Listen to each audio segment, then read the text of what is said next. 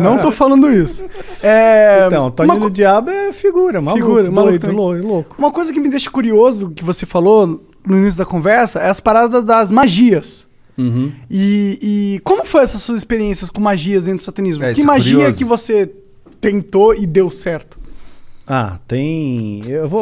Eu não posso ensinar magia. Não, não aqui, mas ensina. Não, eu vou não precisa ensinar. Fala como... Até porque essa porra deve ser super complexo. Não eu ia fazer sem querer uma hora na minha vida. Não, tem as mais simples, é que nem fazer mágica, tá?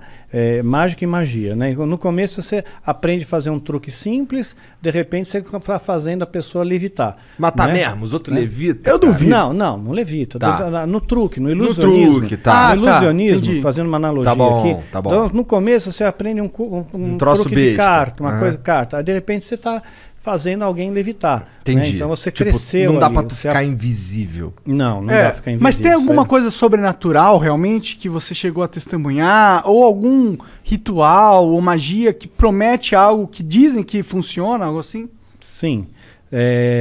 Muitas vezes eu lançava feitiço contra líderes religiosos, né? Porque eu não ia com a cara deles.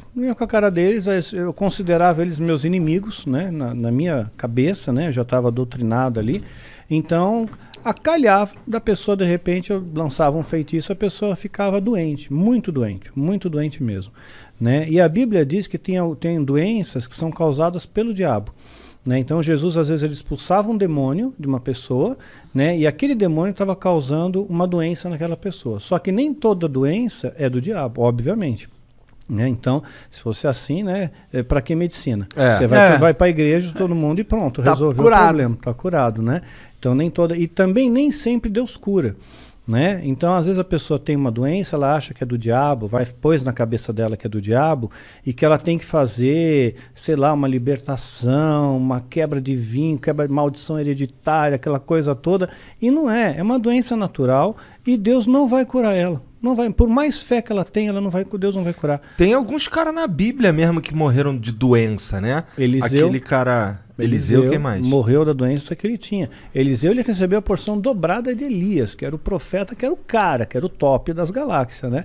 Que fez o sol parar. Né, pois é. Então... Caralho, tá manjando, hein? Sua mãe contou muitas coisas. Pois é. Então, você vê quanta coisa que tem. Eu espero que tenha sido Elias mesmo, não tenha falado merda. Então, Eliseu morreu da doença que ele tinha. O próprio Timóteo, Paulo escreve para Timóteo, olha, mistura um pouco de vinho na água aí, porque a água era muito alcalina, né? Por causa do teu estômago e das tuas múltiplas enfermidades. Então ele era um menino podre, ele tinha um monte de doença, né? E não foi curado. Um lenço de Paulo curava o enfermo, mas Paulo não pôde curar Timóteo, que ele considerava um filho, né? A Bíblia também fala de Trófimo, né? Paulo também fala, olha, deixei Trófimo doente lá em Mileto. Quer dizer, não curou Trófimo. Quer dizer, o cara já tem o nome de Trófimo. Imagina o bullying na escola. Né? E ainda continuou doente. Não adiantou. Se fosse a Trófimo, o cara ia ser o magrinho da galera. De atrofia, desculpa. Tentei. Só vamos lá, Daniel. Só continua aí falando. Desculpa aí, foi mal, cancela o Monark. Baixo assinado, tira o Monark. Doenças causava doença, às vezes causava um acidente, poderia ser uma coincidência. Mas não tem nenhuma, claro, é exatamente esse o ponto. Não Poderia tem nada ser aqui assim que, tipo, mas é que acontece realiza que magia e você vê sobrenaturalidade instantânea na sua frente, olhos nus. Bom, olhos nus eu vi a presença de um demônio se materializando na minha frente, e eu estava sóbrio. Né? Duvido.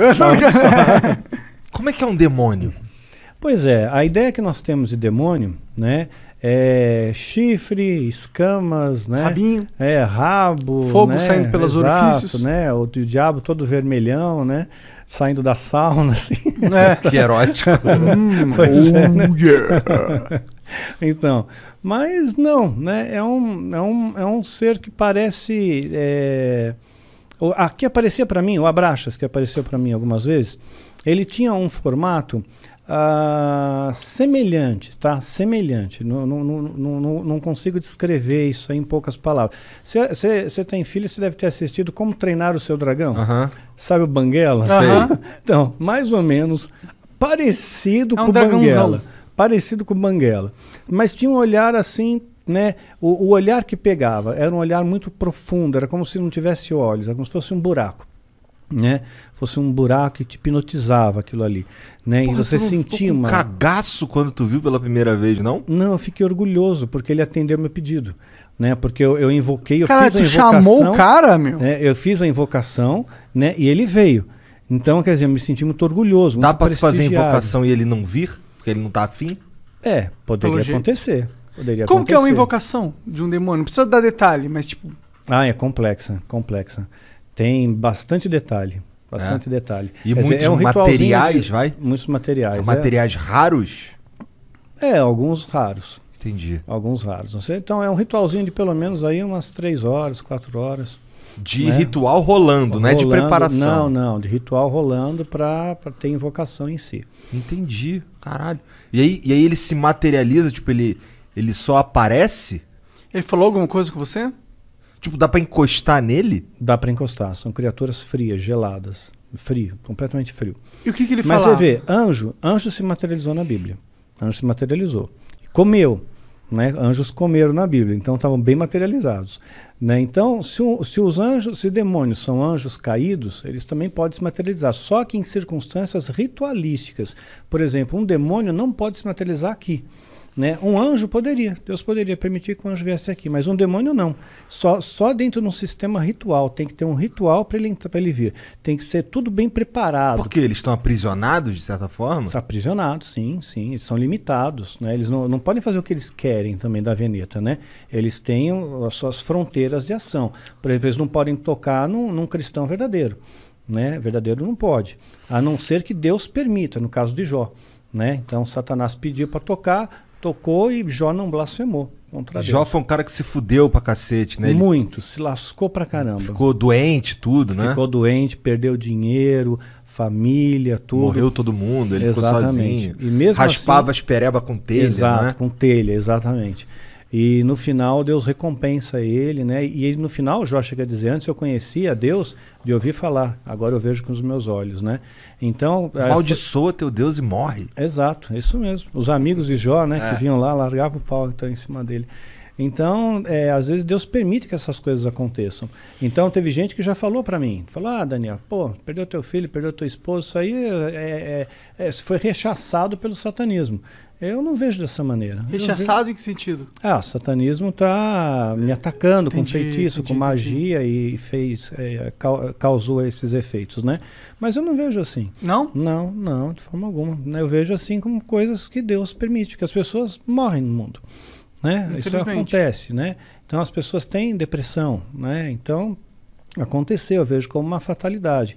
E mesmo se fosse, no caso como Jó, né? Vamos supor que o demônio tivesse pedido permissão para Deus, olha, deixa eu tocar lá no Daniel, né? Porque vamos ver se realmente ele segura a onda, vamos ver se ele é cristão de verdade, vamos ver se ele não vai se rebelar contra Deus, né? Depois se eu tirar dele o que ele tem de mais precioso, né? Que era o meu filho, né? Principalmente, né? Então tirou.